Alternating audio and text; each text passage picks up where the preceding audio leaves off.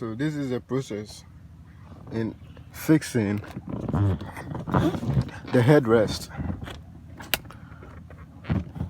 Whenever there is any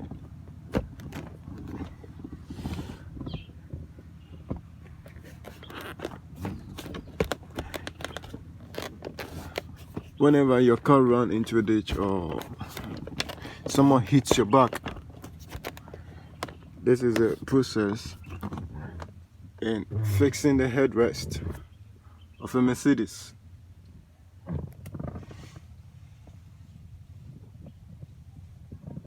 All you're gonna do is